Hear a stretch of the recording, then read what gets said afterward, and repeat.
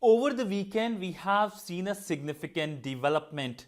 The Americans were able to go inside Venezuela and capture the sitting president of the country and take him to United States. Now, this development has shocked the world, especially so in the region, in the Caribbean and in the Latin American region. With me is the ambassador of Cuba to talk about the development. Cuba and Venezuela have had a strong relationship. And welcome to WION, sir. And my first question to you is, how do you see this development which has happened in your neighborhood? Well, I think, of course, we were following very close all this situation. It not started now, From few months ago, the Trump administration, and especially this State Secretary and the State Ministry of War, have mobilized a lot of military resources in the Caribbean region, threatening Venezuela. And suddenly it happens. We were thinking that they will respect the international law, or they will follow up the principle contained in the United Nations chapter, but at the end of the day, they are following their own interest and not the interest of the international community. They made this terrorist attack against Venezuela, against the Bolivarian Republic of Venezuela. They sent, in my opinion, a terrorist group to kidnap the legitimate president that was elected by the people in Venezuela and take him to New York to start this, preparing this trail against President Maduro and also his wife, Celia Flores. I think of course, is an expression of a unilateral action of the United States against all, as I explained, all the international rule. Nobody could support an action like this against the sovereignty country as Venezuela, against the constitutional government of Venezuela, against the independence of one country, of our region. But if you were following the press conference where they announced the result of this operation, we are very concerned about some specific concepts that they spread out during this conference. For example, they said that the United States will not accept any government in what they say his neighborhoods, his areas of influence, Latin America and the Caribbean. Any country that doesn't have any government that follow up the interests of the U.S. They are treating us like a backyard of U.S. A Latin American, the Caribbean country that we spent more than 200 years to reach our own independence from U.S., from Spain, from different colonies. But they try to treat Latin America as its own area of influence, and they have the right, over all the strategic mineral resources and natural resources, the oil of the Latin American, the Caribbean countries, for their own benefits. We cannot accept that. This action also was against the proclaim of America Latina and the Caribbean region as a zone of peace. It was adopted in 2014, precisely in Havana, in a meeting of CELAC, by consensus of all the Latin American countries to preserve Latin America and the Caribbean as a zone of peace. And they put this for once again the U.S. treating and attack one Latin American country following their interest in the natural resources of our countries. So we cannot accept that. We must to raise our voice and to make very, very clear that it is unacceptable, but not only for Latin America, it's also for all the world, because we cannot accept that one country considered like a world policy and impose to other countries their desire, their decisions against all the international law. It is my opinion about these last developments in Latin America. Does the development which we have seen in Venezuela, the American intervention, worry you, worry your country, worry Cuba? Any country should be worried about what is happening. The same day, he announced also their interest, to have a Greenland as a U.S. territory against even their allies, suppose their allies in Europe. They also make some treaty against Iran, other countries. They put some military attacks on Nigeria. So every day we are following different actions of one country against any other in the world. I don't see China or any other South country attacking another one or making military invasions. It's the U.S. because it's part of their philosophy that they are the owner of the world, and they should, because of some reason, they have the role to guide the world in the direction they decide to. So it is one point. Second, well, Cuba has been submitted for more than 65 years to this policy of the blockade. It's the longest blockade that any nation has to suffer. Of course, the blockade that we are suffering today in the last years is not the same as the previous one. During the first Trump administration, he adopted 243 measures specifically against Cuba in order to strengthen the Cuban economy. During this administration, one of the first decisions signed by Trump was to reinclude Cuba in the list of countries that supposedly sponsor terrorists. It's totally unfair because Cuba has been victim of the terrorist action committed from the U.S. territory and with the support of the U.S. government. We have not committed any action of terrorism against any nation. We are providing medical services, we are providing educational services to the world, not terrorist actions. But we have submitted to this. But they did this because they will impose more limitation to Cuba, for example, for banking financial transfer to any other country. They have, every week, they are announcing new measures against Cuba. The idea is, as I said, to strangle the Cuban economy, to cut any financial income to Cuba.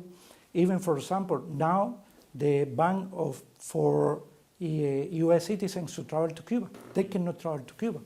They are trying to cut all the direct flights from U.S. to Cuba. We have more than almost 2 million Cubans living in U.S. They are also persecuting all the oil supply to Cuba. We are not producing all the oil that we require, less than 40%. The rest we should import from other countries.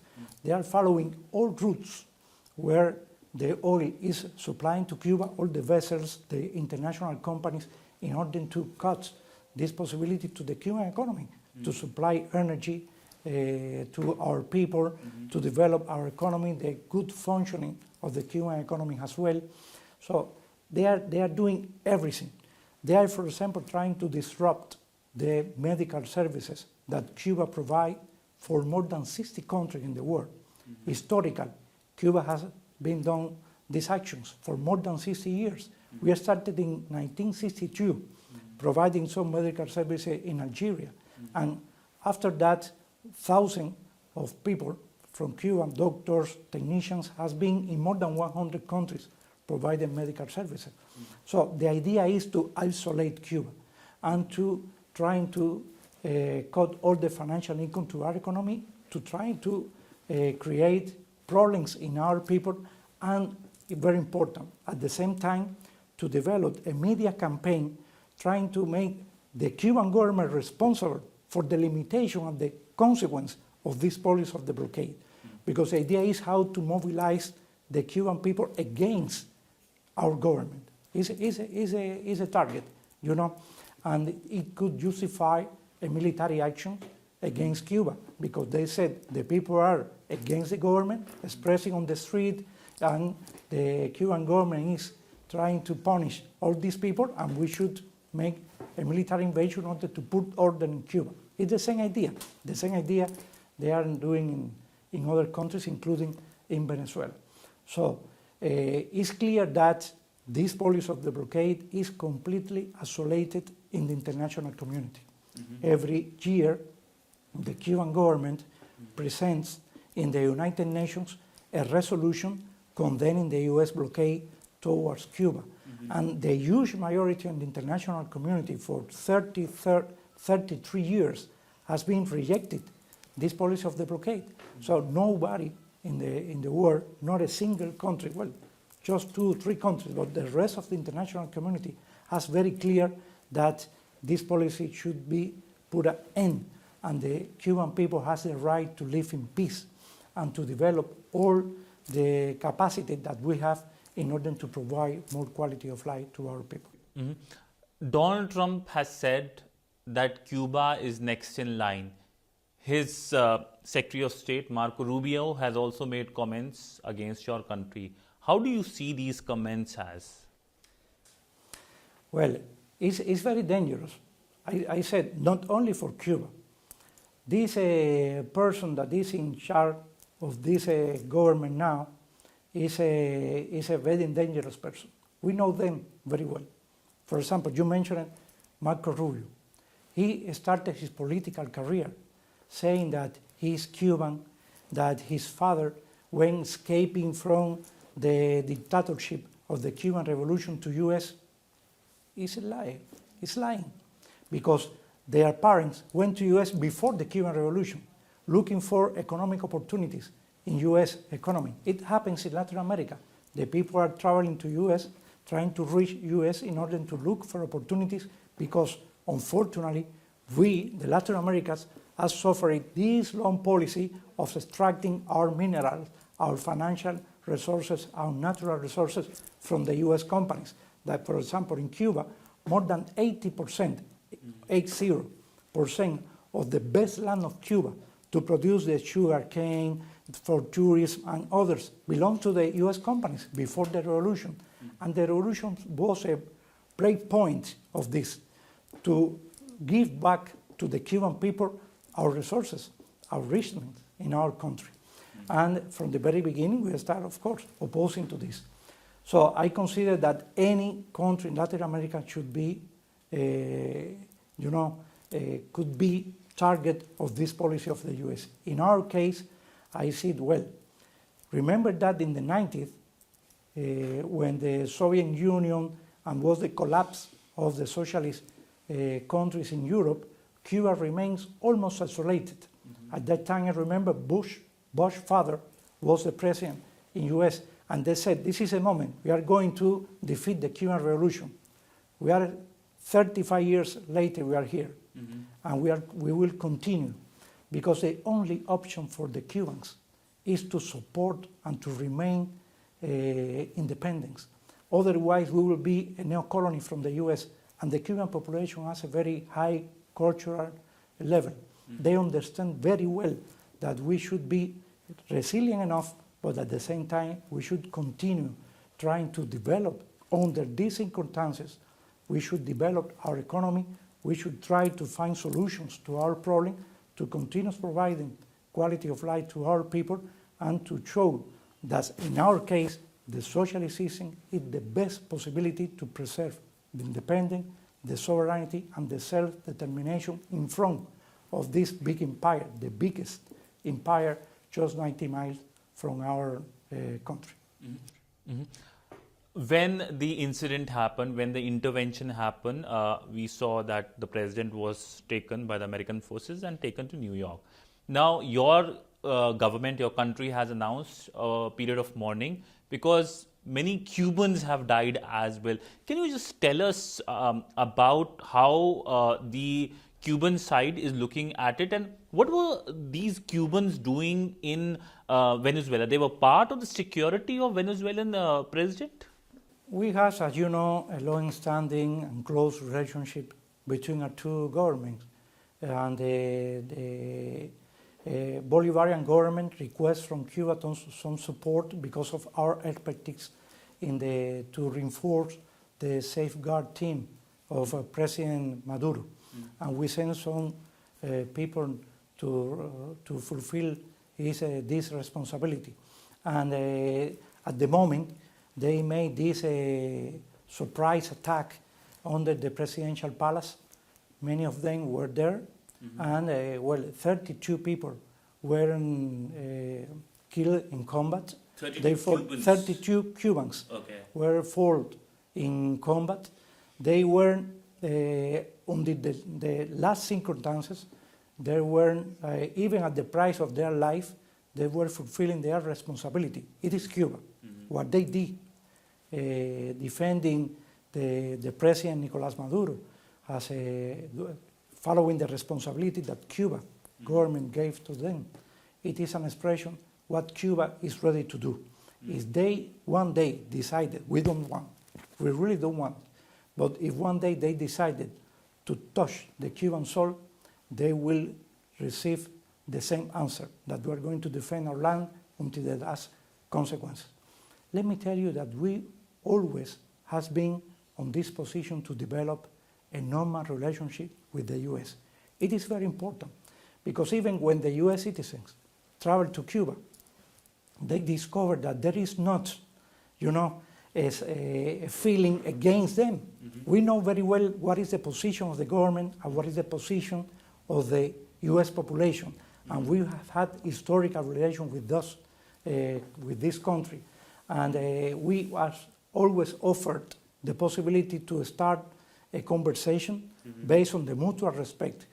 The problem is that this administration, this administration, doesn't have there is not any possibility to talk to them, because the only reason, the only target that they are looking for is to surrender we ourselves and to manage our country as it did before the revolution. But we can find a common understanding. For example, during the period of Obama administration, we were able to sit together to discuss, even though our big differences between our two countries, but we find a way to cooperate together. The problem is that they don't want. They have this opinion, there's a guidance by this extreme right ideology from their side, that the only way is to defeat the Cuban Revolution. Donald Trump has come up with a new doctrine. It's actually an old doctrine, but it has his name. That's the Monroe Doctrine, which is the Monroe Doctrine. What's your assessment about the Monroe Doctrine? Can be not accepted, can be not accepted, because they said that they cannot accept a socialist country in Latin American region in general. They will not accept any government against the US interest. They said that the Latin America belongs. They have the right to dominate Latin America. This is the Monroe Doctrine is following this idea.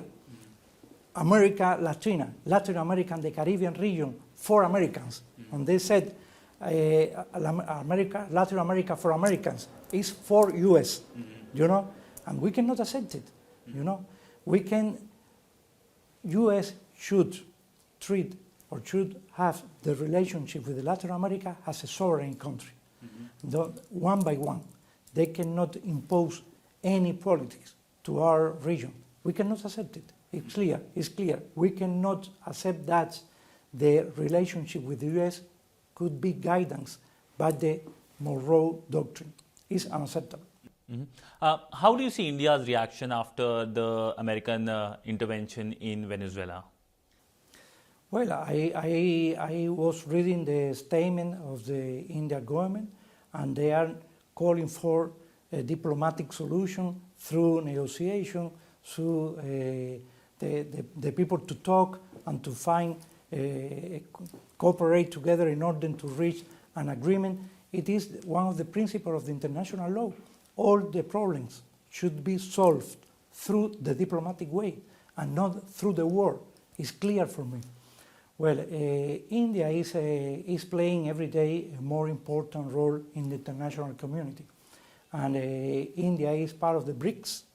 India this year is in the temporary presidency of BRICS. It offers, of course, the opportunity to continue enhancing the cooperation among the BRICS members, but also to extend to the Global South. And India is considered also the voice of the Global South. I think that, for example, in the case of Cuba, we are next Monday, June 12th, we are celebrating the 66 years of establishment of bilateral diplomatic relations. And in all these years, the relation has been built on the basis of mutual respect, cooperation, and solidarity. And we have received many gestures from the Indian government, for example, supporting Cuba against this policy of the blockade. India has voted all these 33 years against the policy of the blockade, also providing some support of Cuba. Recently, we have suffered this strong hurricane Melissa, and the Indian government decided to send some material resources in terms of moved hospital, also some medication to the Cuban population. We are very glad and recognize this strong connection between our two countries. We have been a very close partner in the international organizations, including in the non-alignment movement in G77, but also in the United Nations. And we have cooperated very close, the two countries, in order to defend the rights of the Global South in the international organization as well. And I'm pretty sure that we will continue to strengthen this political, economic cooperation relations between the two countries. Cuba has many friends. Russia is your close friend. There are other countries as well. In fact, I believe I've read somewhere that you've spoken to the Iranian side as well today. What's your expectation from these countries? Well, Cuba has a relationship with more than 180 countries. We have embassies in more than 145 countries all over the world. We have an excellent relation with all the Latin American, the Caribbean countries. We, for example, with the CARICOM, with all the Caribbean countries as well, very close and historical relations. We have a relation with all the African countries and the African Union as well. Every year, the African Union adopted a resolution against the blockade towards Cuba. We have also a memorandum of cooperation with the European Union. For more than 20 years, we have developed a close cooperation with the European Union in many fields. For example, in food security, in energy sustainability, also in human rights, in many issues. We are talking very close to the European Union. Of course, with the Asian countries, you mentioned Russia, but I can mention also other countries are Vietnam, China, of course I already mentioned India, with many other countries in the world. We don't have an ideological position talking when we refer about the international relations. We are open to all countries that respect Cuba, the independence of Cuba. And this is the normal relation we have with the world. And of course, we are close in the cooperation with different countries. You mentioned the case of Russia. Russia has an historical presence in Cuba from the time we were together in the socialist camp. And today we are growing cooperation in many fields, in energy, in biotechnology. Recently, we announced a new joint venture with one Russian company to produce biotechnology products, not only in benefits of our two people, but also for the international community as well. Also with Vietnam, we are doing the same. There are many countries invested in Cuba in different sectors, including in agriculture, because we open the agricultural sector for investments in our country, and we made some flexibilities in order to attract the foreign investors to our country. Also, the tourist sector is very important. Before COVID, we were almost to reach 5 million people visiting Cuba. It's an important number. After COVID has been very difficult because of the blockade and different sanctions in order to increase. But last year we were able to reach 2.5 million, and we will continue growing. And also, tourism is an important sector because we are not talking about only the financial income to Cuba. Also, the people-to-people connection. The people visit Cuba, can be in touch with the Cuban population, can enjoy the Cuban culture and the Cuban history as well. The beautiful natural resources that we have in our country, the beaches and the others, the sugar cane plantation, the tobacco industry in Cuba as well. So I think the people, when visit Cuba, they feel like at home because they find a very open-minded people and with a disposition to talk and to connect with the world. So I think there are many opportunities for Cuba to continue develop our economy, and we are doing our best in order to open Cuba for the international community. Well, on that note, thank you so much, sir, for speaking to WION and giving us your insights about what has happened in Venezuela, about other developments as well, including, of course, how Cuba sees the world and, of course, its support at a time when you face a lot of issues. Thank you so much, sir. Thank you. Thank you for this opportunity. Thank you so much.